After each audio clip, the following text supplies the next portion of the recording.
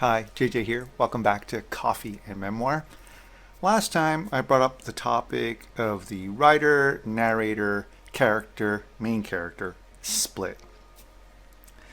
And the idea I always find is kind of hard to explain. Not because one can't see the difference between a narrator and a main character, but the point is, what do you do with that split? So I thought I'd take a chance today to explain some of how this can work. But let's get into some basic concepts first. And I'm going to have to switch because these glasses have no lenses in them. So I'm going to put on some real glasses so I can see what I'm doing. The first thing we have to understand is that the writer obviously is in the present, and the main character of the story exists in the past.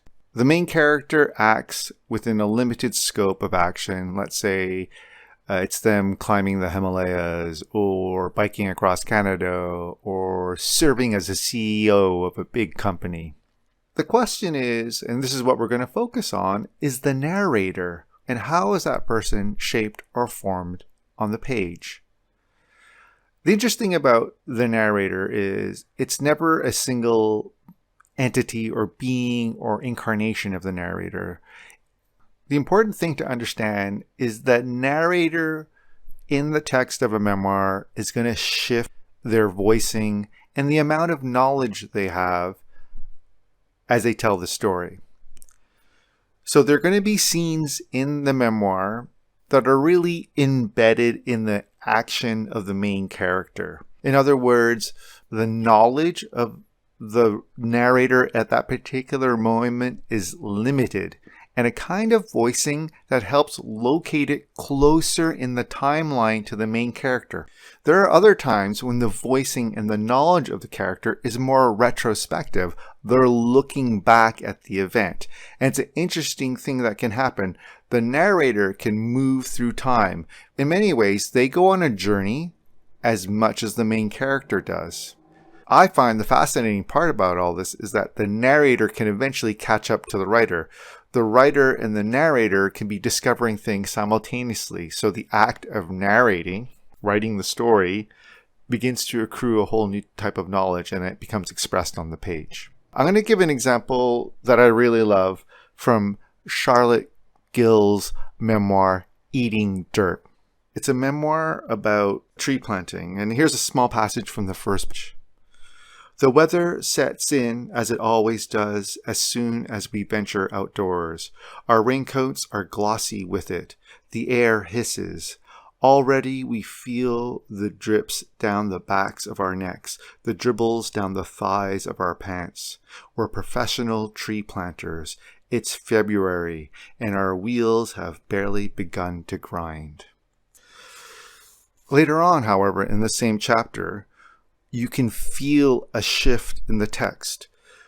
Charlotte Gill writes, "The task itself is thankless and boring, which is to say it is plain and silent. It is also one of the dirtiest jobs left in the modern world.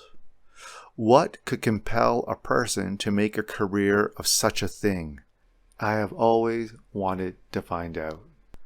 And the tell that the narrator has shifted in time and has moved to a different place of knowledge is in the use of the word always. Always suggests that all the action now is in the past.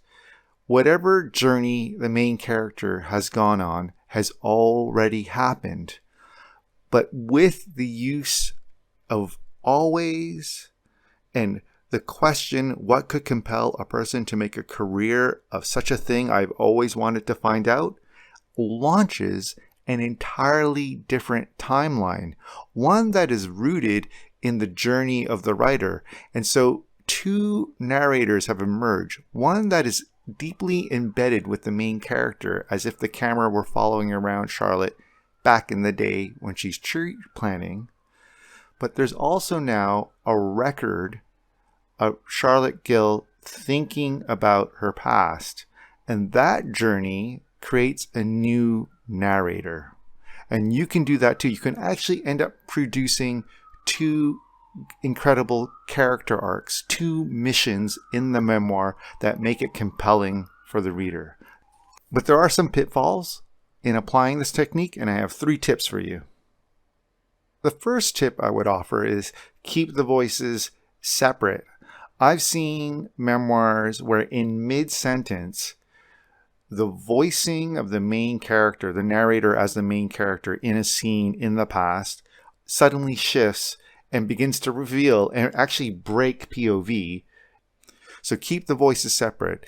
Don't mix them up with each other. The other thing, to really make this superimposed narrator, the one that's aligned with the writer, work, this A line, is to think of the stakes of that narrator, to really come to grips about why it's so important to tell the story.